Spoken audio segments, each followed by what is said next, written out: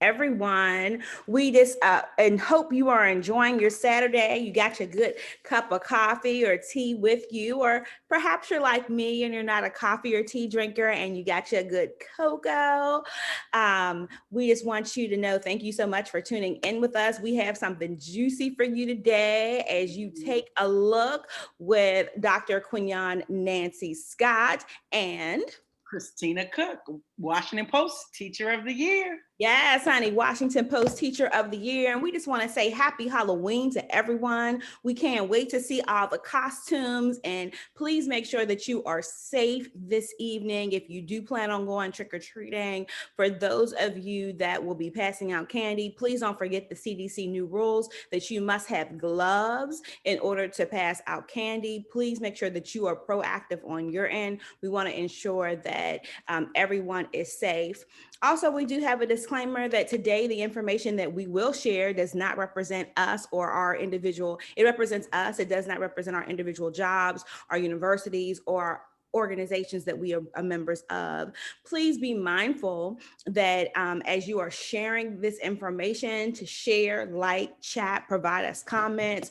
Our whole goal is that we are providing information and giving you things to fill your backpack up as we maneuver this endeavor together of virtual education. And things are just different. Like we said a couple weeks ago, like we just woke up one day and poof, life was different. And so, Cook, when we left school March 13th, who would have thought that it would be October and we are still home? We were like, maybe we'll get 2 weeks off. Exactly. Like, it's just going to be 2 weeks and then we're going to be back. And 2 weeks has turned into 8 months. How do you feel about that? I feel like life is precious, and just in the blink of an eye, your situation can just turn around unexpectedly. And so I feel like um, grateful, but I feel like time is of the essence and that time waits for no one. And so I think if I've learned nothing else through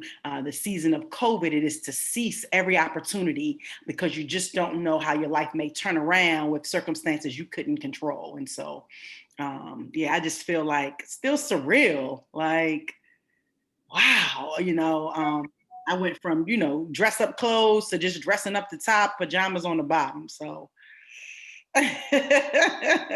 it's real. I miss dressing. I don't know how people work from home. I haven't got used to putting on real clothes at home yet. So it's definitely very difficult for me. I also miss the interaction of people. I'm thinking about like people in my office and people saying hello. And then, both of us have started new positions since COVID. And to work with a team of people, and in some cases, we haven't met that team um, face to face, it's virtual. I think that's just a new set of skills Yeah. all together. And how do you show who you are and your personality via Zoom? Yeah. Uh, and what I realize is that I definitely feed off of energy. Mhm. So I find myself being like very quiet and having nothing to say. Um, like on virtual calls, and I'm thinking like, that's not who I am, but I'm literally like scrambling, like I really have nothing to add to the conversation.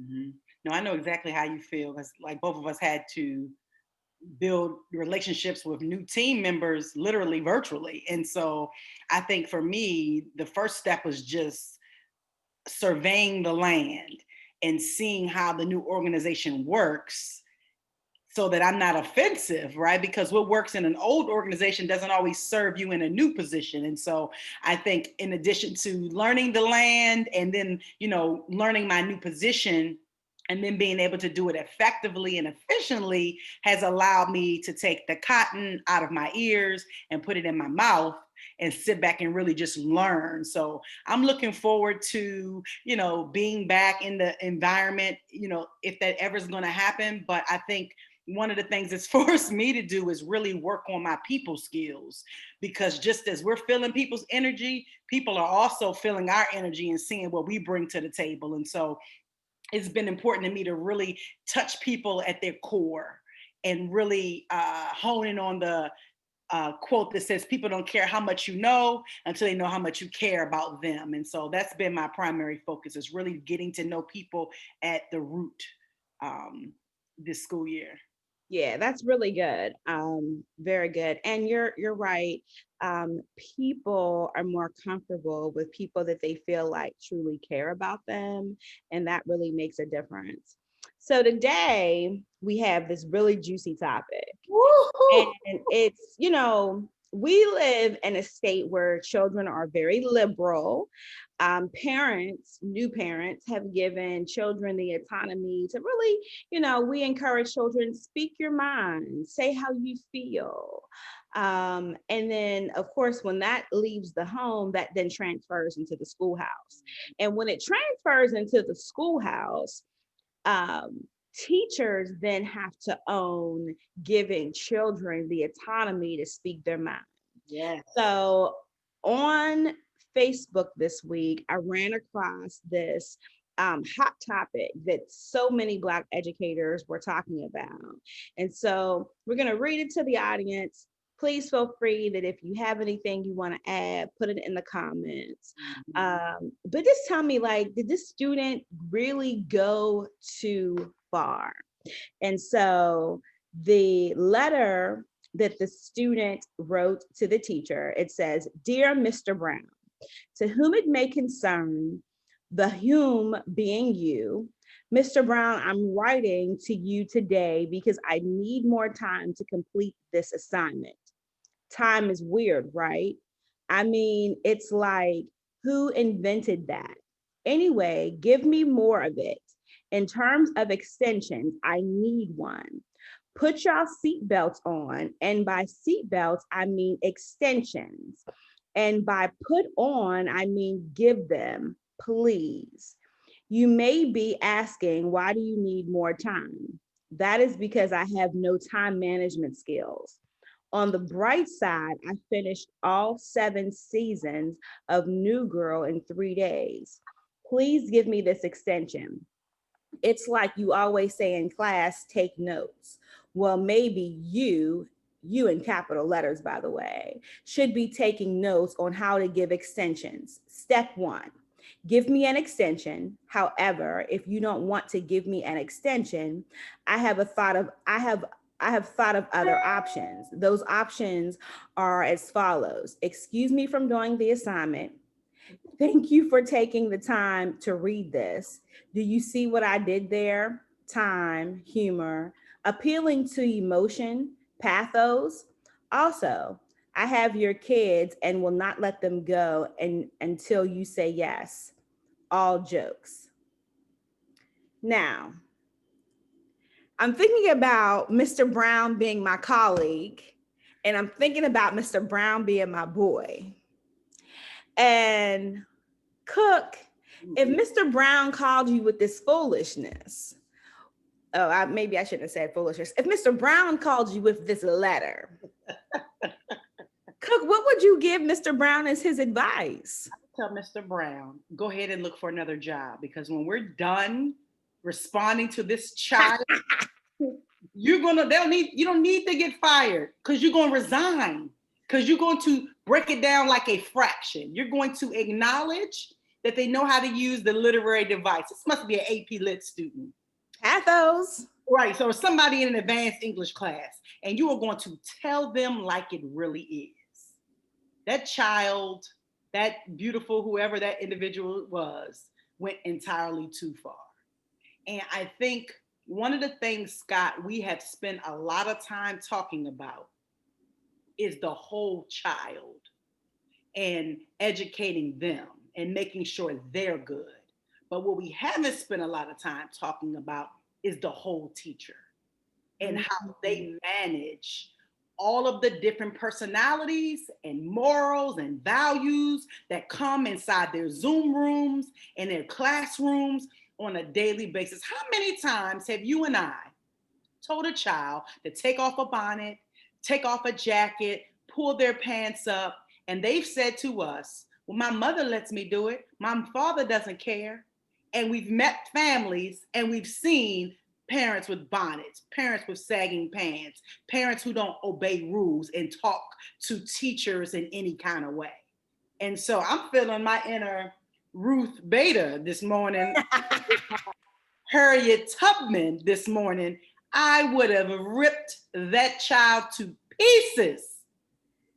So you said something that was such a good nugget, and you said we focus on the whole child, but we don't focus on the whole teacher. I want you to have an opportunity to do a deeper dive into, if we were to focus on the whole teacher, is that providing ongoing professional development on identifying, like, how would you define the whole teacher? That's what I'm grappling with. So I think like the teacher is in three parts. We're going to just give it out for the Father, Son, and the Holy Ghost. Okay. Amen. Okay, we're going to use the number three, right? There's the teacher that is the human, right? That's separate from the job, right? The personal side. There's the teacher who is the technician, right? That's the academic side. And then there's the teacher who is like the counselor, which is the holistic side. And so I feel like we spend a lot of time teaching toward only the academic side. And we fill our teachers' buckets with how to respond to data, how to respond to misbehaviors, how to respond.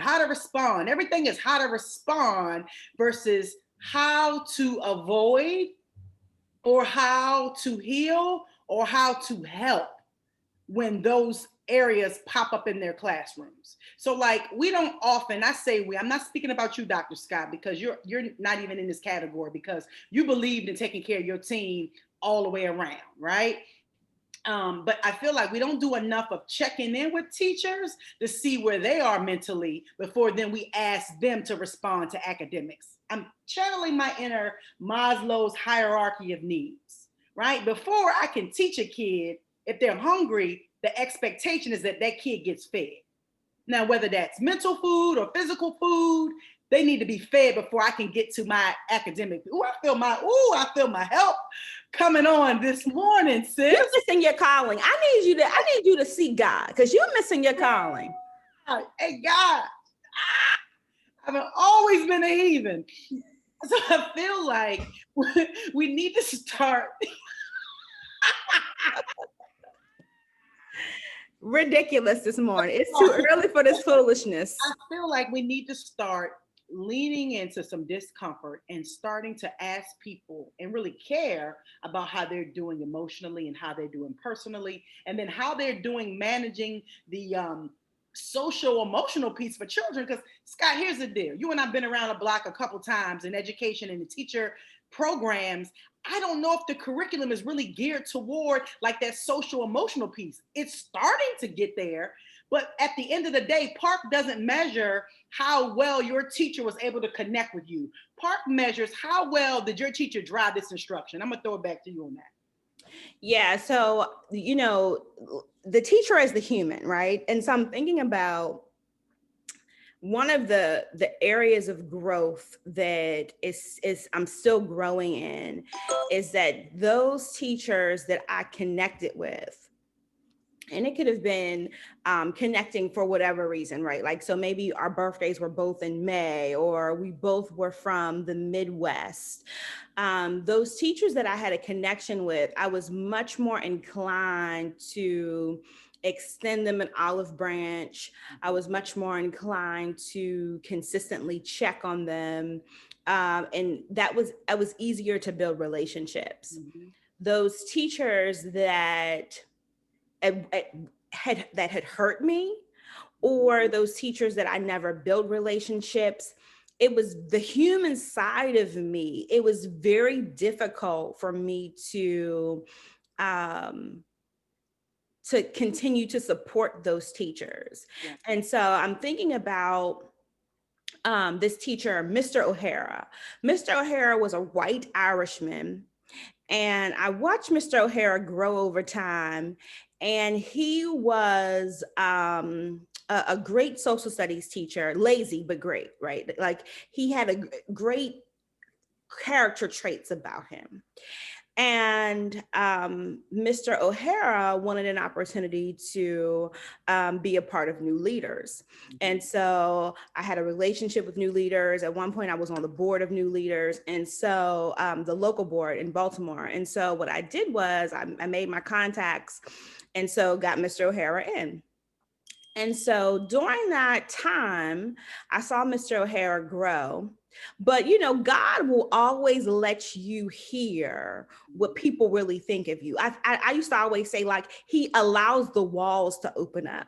Come on And now. one day I was after school late, it was a Friday evening, and he was in the teacher's room across from my office. So, you know, he had a lot of nerve. And he was just like talking about me. I mean, when I say talking about me, I mean, he was talking about me bad. Like a dog. Like Doberman Pinscher dog, like, you know. And he sat on the leadership team. And so I listened.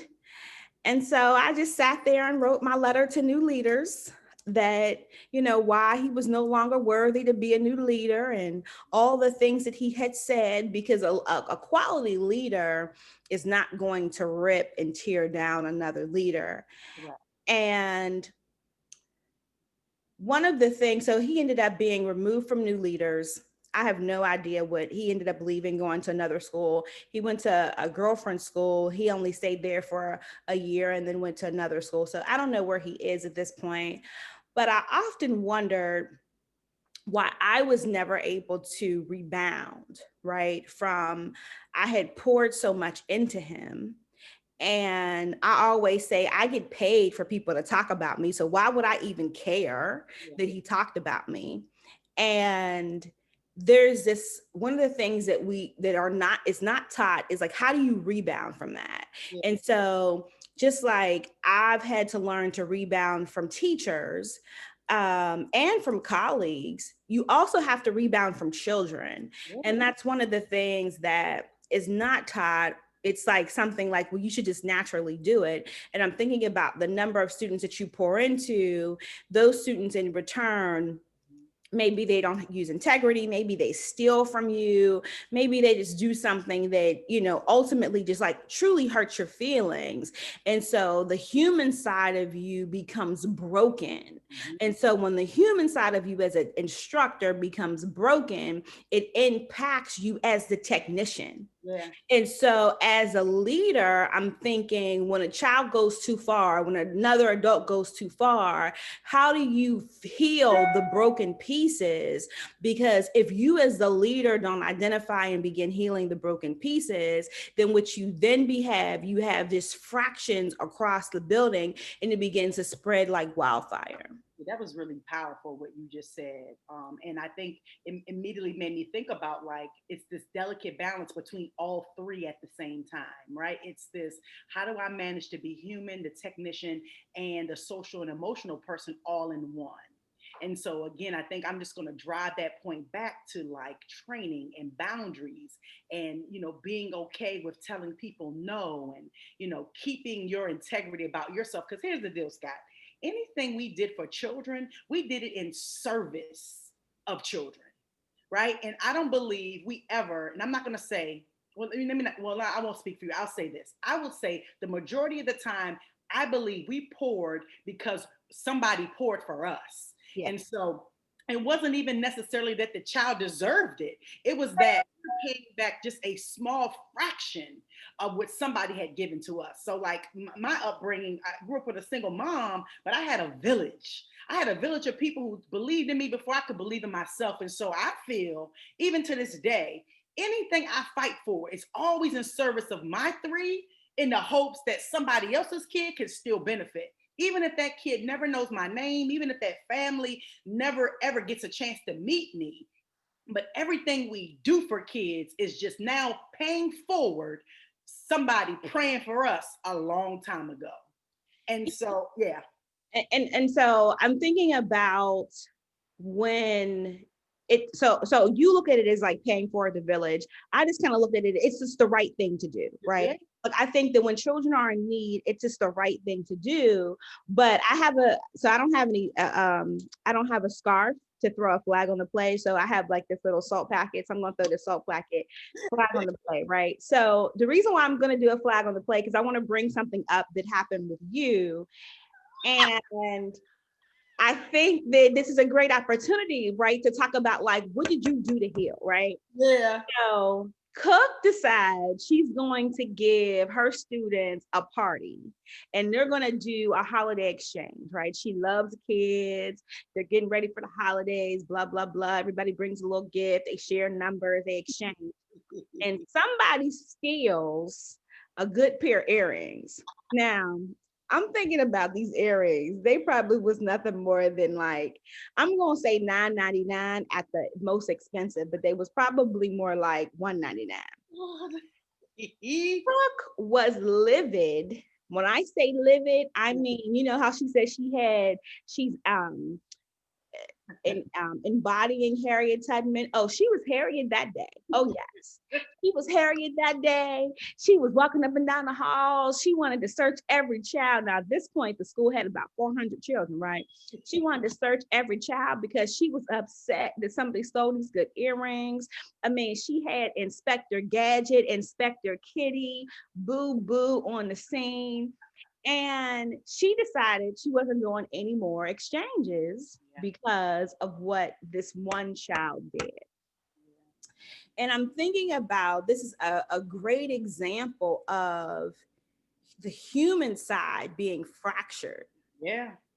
And how a lot of times we don't have to be human because society says we just have to be a technician. Yeah. And to a certain degree, we're not expected to be human. We're expected to have these superpowers. Yeah, hence, adapt to virtual learning. Hence, you're doing observations and this is brand new and nobody's even been taught, like this is just a sidebar, but this is really interesting that you have district offices, you have administrators doing observations, and we're both in that category, right?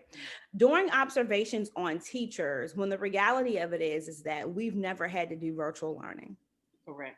Correct. And so we are observing and holding folks accountable of high expectations for something we've never gone through the pathway for.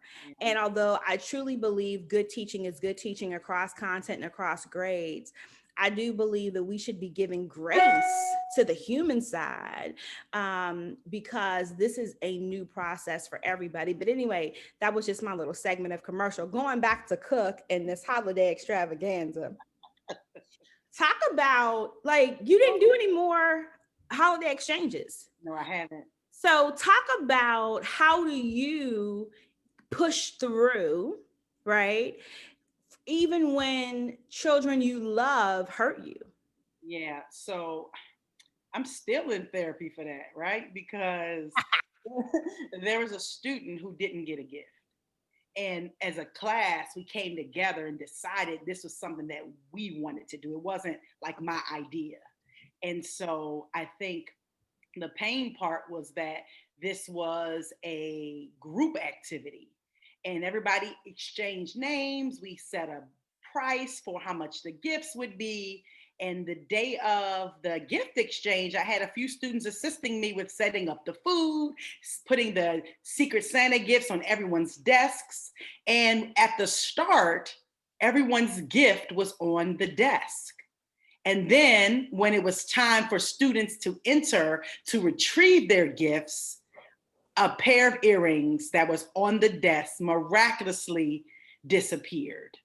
And so I think what hurt me was that as a class, we came together to do this, to create this tradition that was broken because somebody felt that their need was more important than the entire class. So one of the ways, Scott, to your question, right? How am I managing this process so that in following school year, we didn't have the gift exchange, but I started doing things like leaving $1, $2, and a phone charger in the classroom if someone ever needed a snack. And so for me, it was about building back the trust in the community. There was a book you asked your core team to read called The Speed of Trust by Stephen Covey. And it was so powerful because it talks about everyone's level and comfortability with how they trust. And so for me, trust is one of those things where you don't really measure it until it's broken. Even though people are untrustworthy the entire time, we don't acknowledge it until they do it to us. Mm. And so for me, one of the things I did was everything was like, hey, this is a community charger. Hey, y'all take it. You won't be able to charge your phones. Hey, this is the community dollar. You may be hungry one day. You may want a snack. You may want a soda. If you take it out the drawer, then we won't have it. And so I'm still processing that because to this day, Scott, I still want to know who stole those earrings. Where is Shonda Rhimes with Olivia Pope? Come on, somebody help me. Find those earrings. So 4 years later, I need you to get over the earrings. For sure. But I think it's very real. I think that this is an opportunity for people in general to reflect that, you have a job. We're all responsible for the technician, right? Like that's the reason why we're paid. Yeah. But the human side often doesn't show up. And we say this all the time, like something happens, they'll replace us tomorrow. And through HR, it may not be tomorrow, but you're going to be replaced. Like that's just the nature of the job. And you know what you just said? In addition to that, right? In addition to saying we'll be replaced, you know what people also say? Oh, don't take it personal. Right. So we've been taught when kids do things like that sugar dumpling did at the start of this segment, write these offensive letters, we are trained to be like steel, where anything a kid says shouldn't bother us. And I think that takes away, again, the teacher as a whole, it takes away that part of us that wants to respond, that wants to process that another human being who we spend more time with than we do our own families has hurt us in such a way. Yeah, and you know what? I'm thinking, even for myself, I can recall teachers getting offensive emails or students writing offensive things to the teacher. And I would say to the teacher, like, why is this personal for you? Don't take this personal. And, now that I'm really processing it, that it doesn't really matter why the teacher took it personal, but I should have acknowledged that it was personal for the teacher. Yeah. Because I think the whole, let the water just fall off you like a duck's back. I think at the end of the day, if it emotionally impacts you, then that means something. Yeah. And oftentimes we don't deal with the emotional impact. We deal with what the other person believes how you should deal with it. Yeah. And so if something has happened, right? So let's go back to the earrings.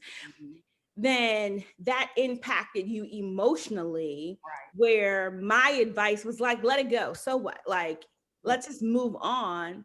When in moving on, there was a scar. Yeah. And I think it just speaks to like where we all sit on the food chain, right? Like school at its core is business, and the business is educating young people.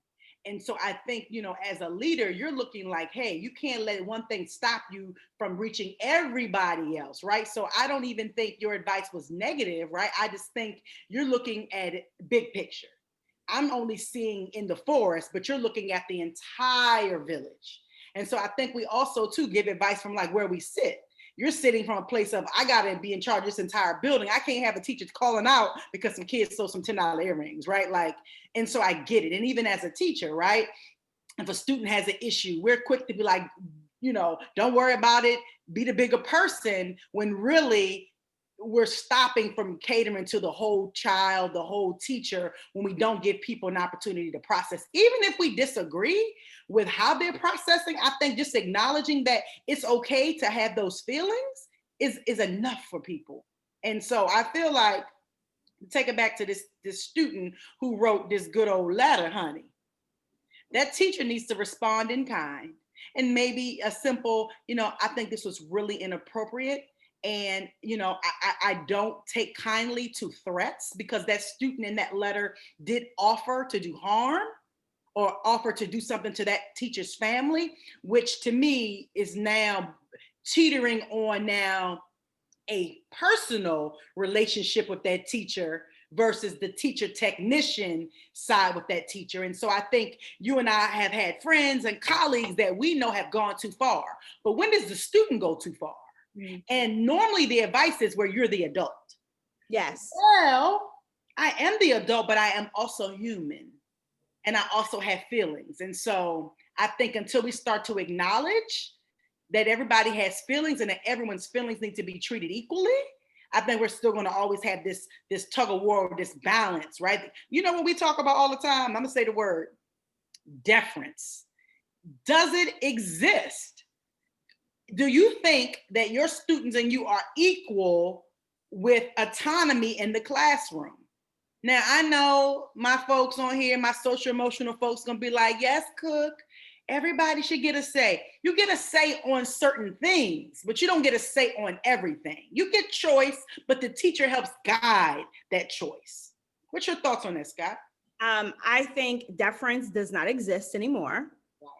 And when I say like such a large statement that way, I'm looking at the majority. So when I think of, and of course, I can only go based upon the parents that I have dealt with. So I'm thinking about in my career over the last 20 years, I've probably come in contact with easily 10,000 parents. And I can say that because in Baltimore County, I had 1,200 students. Mm-hmm. And so I'm thinking about, 11 years of the principalship, 9 years of teaching, 1 year at central office. The number of parents, I'll say 10,000. And I'll say easily the number of families in which parents children had deference to their parents, and it was like public. Like I made it my business to have relationships with those families. Like I'm still in relationships because I admired the deference so much. Yeah. Especially I'm thinking about families where it was like 3 generations, and it was 3 generations where it was clear deference among all the generations. That was a rarity. Yeah. And so do I think it exists? Minimal. Yeah, I agree.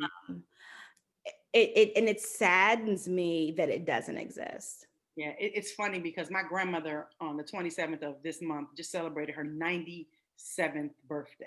Oh. And let me tell you something. Like there's nothing that woman can say that I'm going to argue about, right? She's the matriarch. She is the last surviving family member. She's it. And so I'm sitting here just thinking about like, how many people won't even have a grandmother to live to be 97? That's number one. But 2, what do you do with that jewel? Like she was born in 1923.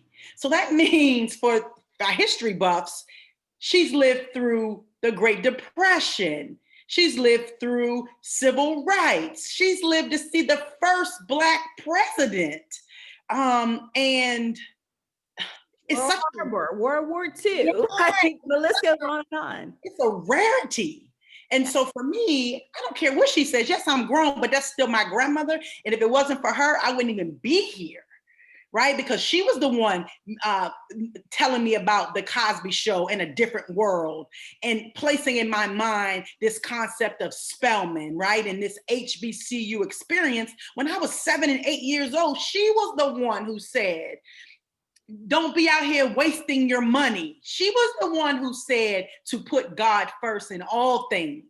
Even at 97, she said that to me. She's like, I don't care how successful you get. If God is not at the center and the heart of everything you do, it will crumble. And so I'm just feeling like, have we lost that sense of like responsibility to our elders and people in authority over us? Because Scott, this is making me think, now I didn't want to go here, but I'm gonna go here. That letter from that student is really spiritual warfare, because the Bible talks about you having to submit to those in authority over you. It doesn't mean they're ruling you. It just means that there is this level of respect that needs to be there. And it's making me think of my favorite character from the Bible, honey. Listen, if I die and come back, I'm coming back as King David, because he was the rightful king. but he played his position until God appointed him. And so I just feel like so many times everybody wants to be at the top, but you don't know the struggle at the top. You don't know the skill set that's needed at the top while we're out here throwing shade, being ignorant, being disrespectful to the person in leadership, because this is what you do when you do that. You give your followers permission now to disrespect and to de-edify you. And with my hand to God, can nobody say that they ever sat up with me and had a conversation about you? Not a soul walking. And I truly believe that when you bless the leader, so this is the last day of Principal Appreciation Month. And it's been so rewarding for me to see all of my colleagues get their accolades. And I think about there's the clique at the school who's like, we got to do this, like, we're so happy. And then same school, same person, there's a clique like, I'm not doing anything. And then you even have the people in the middle who act like they're with the clique who's doing something, or they go to the principal's office like, did you like what we contribute? And they ain't gave a dime. It happens every school, everywhere. It's just the nature of the beast. And I think as a leader, you have to own that. But I also think that there is true blessings to when you do adhere to authority. And it's not even about, and everybody has somebody to adhere to. And I think about that even with my own self. So like, in a marriage, right? My husband has authority over me. Dude gets on my nerves sometimes, right? But at the end of the day, I'm thinking about like decision making situations, even if it's like financial, where we're both putting in 50-50 at the end of the day, right? Based upon what we believe in, he has authority. Like, it just is what it is. And so the blessing is adhering to the authority. And that can be difficult sometimes, right? Especially when you disagree. Yeah, or you don't trust, or you don't like. You don't exactly, you don't trust, you don't like, but it's really about the push through. And even going back to the student letter here, the student had one thing in mind: self.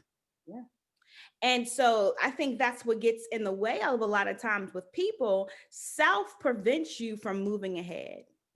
And so, as we close, we're way over time today, but as we close, I just hope that you will take this moment to examine yourself, right? So as an educator, think about the three parts of you. Think about the human side of you, the technician side of you, and the social emotional side of you, and really determine, are you providing these sides equal balance? And if you're not providing these sides equal balance, begin to do a hamburger, that is where you take a piece of paper and you make it a triad, and really think about and begin to write down and process, what do you need to make sure that your life has in order for all three sides to truly start seeing some balance.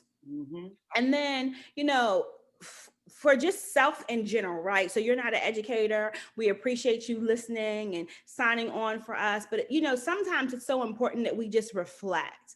And the reflection really becomes, we all have someone that we have to submit to. We all have someone that is authoritative. And so we really need to think about, are we adhering to what we are supposed to? And I think that that's really good. And Cook, you said something so powerful, when you were talking about, we think we should be further than where we are.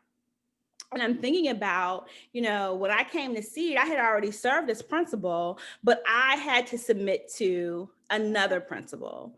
And in that submission,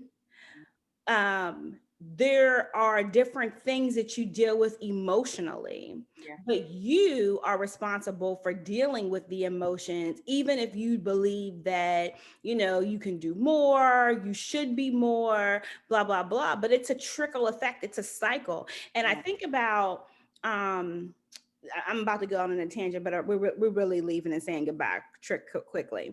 So the organization that I work for now, is like very open, like, they send out letters saying like, we're so concerned for the African Americans that are at your job. We hope that everybody's in mental health. Like, they're really pushing equity, equality. There's a Black caucus. Like, it's very different, right? And I'm thinking about, it's not a Black organization. I'm thinking about working for a Black organization and how the Black organization never, and I've worked for many of them, none of the Black organizations that I've worked for ever made their Black employees a priority. And that is supporting with mental health, supporting with acknowledging when things happen in the African American community, providing different supports for what happens. And it makes me ponder, right? That when you think about the emotional health of a person, why is it that we find that so many of the white organizations are doing things to extend an olive branch on behalf of their African American employees, but our very own African American organizations are not doing the same? Yeah, and it just speaks to like this history of racism and oppression that has taught people of color that strength is where it is, and that you don't feel, and that if you feel, you show weakness, right? I think it speaks to our own dysfunctional families who say things like, oh, just go pray about it and you're going to be okay, when in actuality, you need more than prayer. The Bible even says that faith without works is dead. And so I think it speaks to like this generational curse of dealing with mental illness and mental health. We don't want to. Because for so long, if you were sick in your mind, you were put away, you were shunned, you were the black sheep of the family. And I think more, currently, right, more people are being comfortable talking about their mental health because we're losing a lot of people. Yeah. And so now, right, we've brought awareness to something. So now people are ready to, receive it and own it, but it's always been there. It's always been there. And to your point, I want to share this with you about you having to come and submit to another principal. That submission led to your core team, because you were now on the ground with the workers and you were able to figure out who's what, because who knew within just one short year later, right, that you would be elevated to that position. And so you were able to already have a team set in place. So it was strategic, that move for you. I know probably now looking back on it, you probably don't think of it that way, but think about it. You had the hands and the pulse on teachers because you were working directly with them as the director of instruction. Oh no, I absolutely. I think, it's just so crazy that I honor my time there. I know, like sometimes you just know it was God, right? And then sometimes you'd be like, oh, I was so out of the will. But that was absolutely, God. I thank him for so much favor. And, one of the things that I just want to say is that sometimes I told this to a girlfriend. So my husband bought me a car. My girlfriend said, like, how did you get a car? Like, I just want to know, how did you get a car? I said, I learned to shut up. And so I've been telling women that, but it really, and I say it jokingly, but it really is the truth. Like, and it's the same thing with God. Like, I learned to NABA, go with the flow.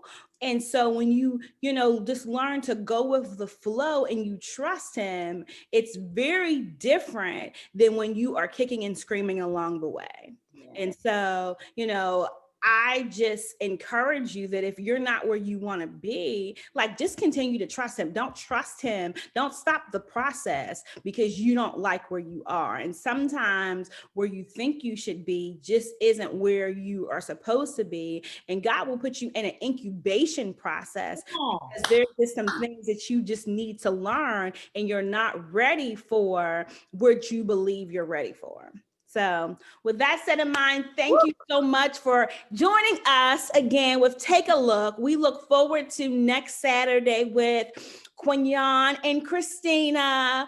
And make sure you share, like, and send us a few questions so we'll be ready for you next week. All right. Take care. Bye,